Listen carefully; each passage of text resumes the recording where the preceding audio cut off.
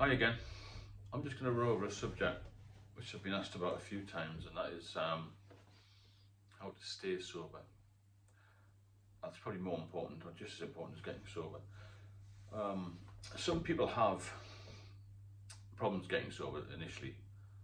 It depends on how dependent they are, really, whether it's the physical dependency. You can't just stop suddenly if you're physically dependent, because that could be dangerous and can lead to seizures, as it did with myself.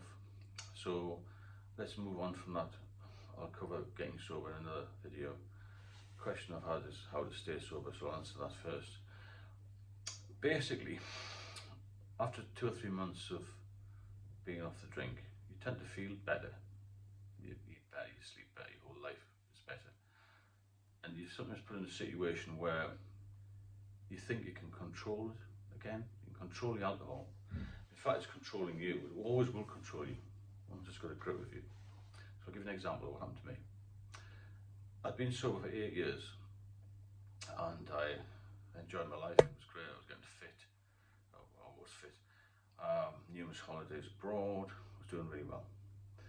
I started a new relationship and I didn't want to tell this person that I had an issue with alcohol, which happens a lot because people do have various opinions on why you don't drink, all this sort of thing. So I suppose I winged it a little bit and said that I was keeping fit, all this. Anyway, I came to a situation where we were going to go abroad for quite a while, and I started to drink a little bit of beer, just a lager, a bottle of lager now and again. Not every day, but it soon crept up on me, and I was drinking maybe 2 or 3 bottles every 2 or 3 days, and then it got to the point where I was drinking every other day.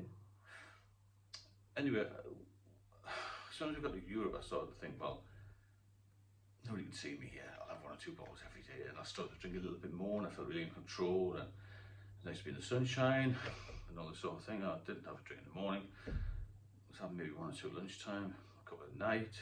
And then I started to feel a bit groggy the odd morning. So I thought, well, I'll just wander down to the local shop, have a couple of beers. The bars open earlier abroad anyway, don't they?